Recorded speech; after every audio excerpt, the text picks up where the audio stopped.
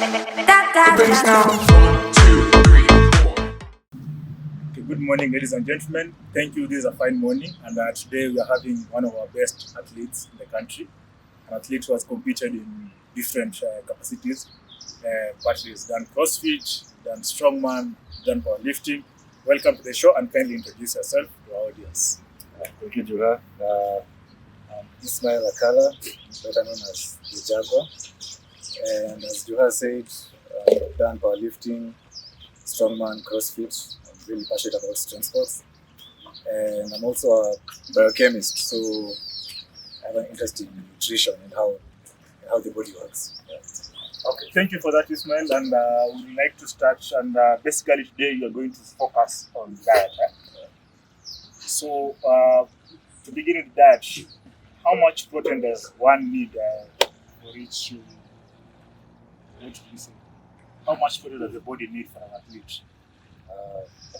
Protein is, it's very important. Proteins are actually what the body uses as effector molecules. Even almost like insulin and protein.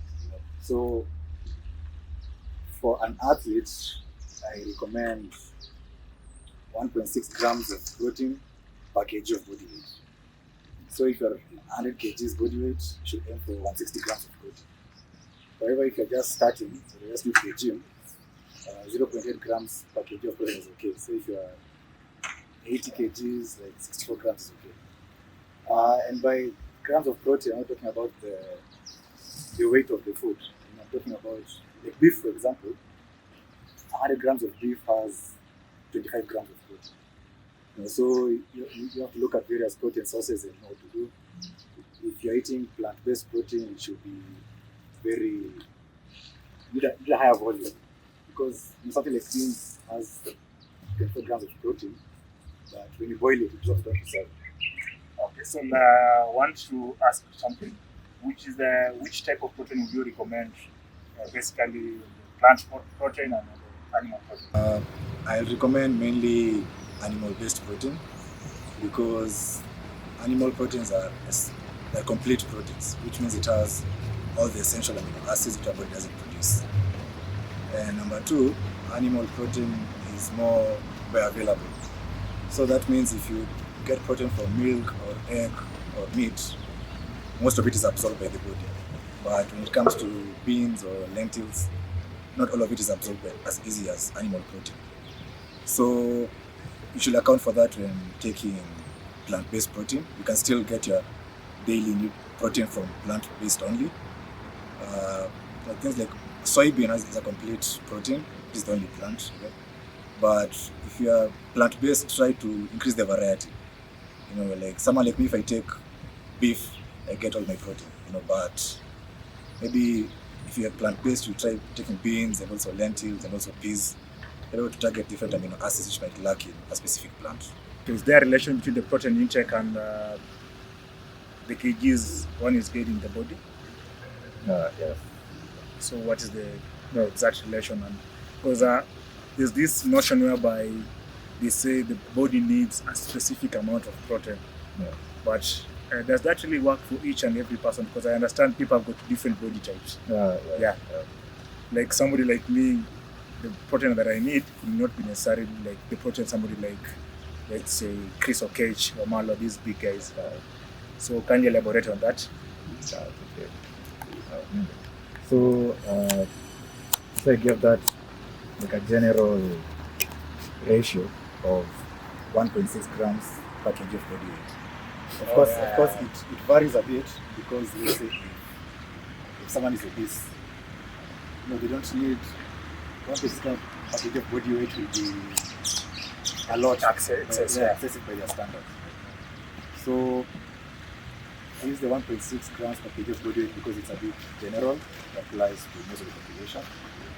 Ideally, you can even try something like 2.5 grams per pound of lean body mass. But that is also calculations. For some people, like for me, because I'm in the gym, I'm around 22% body fat. So I'm able to pH on that. But that's not the same for everyone out there. How many kgs are you at the moment? Currently, I'm 89 kgs. 89 kgs. Okay, now I think we'll have to go to the second question, and this is about supplements. Do you recommend the use of supplements, and which is the best supplement to use according to you? Uh, Personally, I don't use supplements because, as the word supplement, it shouldn't be like the core. The diet should be the most important. But if you're starting or you're an athlete, I have three supplements which are really good. The first is caffeine, which you get from coffee, energy drinks like Red Bull, Power Play. So caffeine actually works by there's a compound called adenosine in the body, which it causes the feelings of relaxation and sleepiness. So now caffeine has a very similar structure to it. So when caffeine binds to the receptors in the body, it causes you feel that's when you get that boost. So caffeine is really good because it increases your energy and it reduces your feelings of fatigue. So when you're at the gym or you're doing CrossFit, or it means if you feel less fatigue, you're more likely to go on with the competition. Yeah, so that's why caffeine is good. Protein powder as well. Uh, so if you remember, I'm around 90 kilograms. So if you use the 1.6 grams per kg of body weight, that means I need at least around 150 grams of protein. So 150 grams of protein, I'll probably need to eat maybe half a kg of meat if I'm just getting from meat alone. So protein powder helps in that it enables you to reach your target easier, because protein powder can just take 2 scoops, just 30 grams of protein. So if you find 4 scoops of protein powder has the same amount of protein like nyama kota, for example. Yeah. So you see, it will be easier for you to reach your protein goals than strictly from food, especially for the bigger guys. But if you're just new to the gym, it's not necessary. Another supplement is creatine. Okay, just before you go to creatine, sorry, I'll have to take you back in regards to caffeine. I've been using a certain pre-workout, but I won't mention the company because I don't want to be sued. I took the pre-workout and I haven't slept for 2 days. I think the caffeine content is so high. What caffeine content do you recommend for basically somebody who's training in the gym, or for an athlete, a super athlete who's going in a competition? The FDA recommends 400 milligrams of caffeine, so that's say like one Power Play or even a can of Red Bull. It has around 120 milligrams of caffeine. So 3 of those should be okay for any healthy adult, not even lifters, just any adult. So when it comes to lifting, I think you should look at the package so that you can see how much caffeine per dose it has. Because you might find maybe some supplements, they tell you 2 scoops. Maybe the creatine is okay, but then the caffeine is too much. Yeah, so you should at least look at the label and see how many scoops will make you go beyond 500 milligrams. But during some competitions, because I'm a strong man, I think I even reached, maybe at least 6 power plays, so I reached like 700 milligrams. 6 power plays? Yeah, so I reached 700 milligrams of caffeine that day. Yeah, so I couldn't sleep, but for the competition once in a while, it's okay. Yeah, because I've had that situation whereby when I used the caffeine, I could feel my heart beating. Yeah. And the blood was flowing everywhere in my body, and I'm single the whole night. It's okay, thank you for that. I think now we'll have to go to the question of calories. So by this, I'd like to ask, does the calorie intake really matter for somebody? Like the amount of calories in regards to maybe gaining weight, losing weight? So there's this thing called SICO, which is calories in, calories out. That's the balance of your body. So if you eat less than you use, you gain weight. If you eat more than if you eat less than you use, you lose weight. So I'm going to use this to demonstrate. So this is, let's say maybe you need 2,000 calories. So if you now that's your energy balance. But then if you take more than you use, it will overflow. So now for you, the food you eat just can't overflow from your body. So what your body does is it stores it. It stores the extra energy instead of overflowing like how water does in a cup. So in simple terms, what you're trying to say, like the calories that I need is not the same as the calories that you need. Because I think Yes, every human is different, because now people usually complain, like Juha for example. Someone can be like, oh, how come Juha can eat 4,000 calories not gaining, but me, I'm eating 2,000 and I'm gaining. Yes, everyone is different. And because you can find maybe you are this cup, Juha is like this bottle. So what makes you gain weight? Yeah, if I put for Juha inside, it's nothing. So you have to assume like we're all different vessels. So what's needed for this cup to overflow? It's not what's needed for this bottle to overflow. It's not what's needed for like a tank to overflow.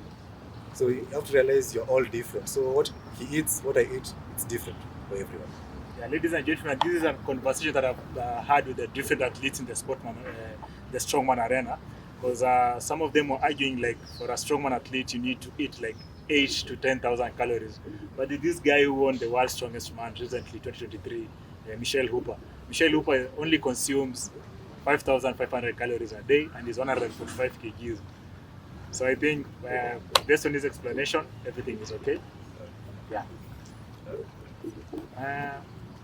You were explaining something about the calories, but sorry, I'll have to take you back to supplements. This supplement that is a common supplement being used by athletes, creatine.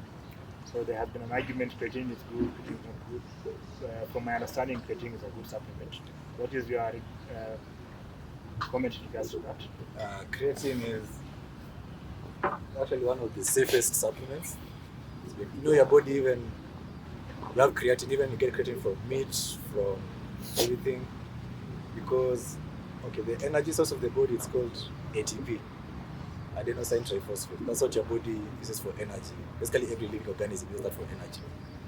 So now, creatine, when ATP is used, it becomes ADP. So creatine, it donates a phosphate to ADP. You get ATP again, so you get more energy, like a cycle of energy.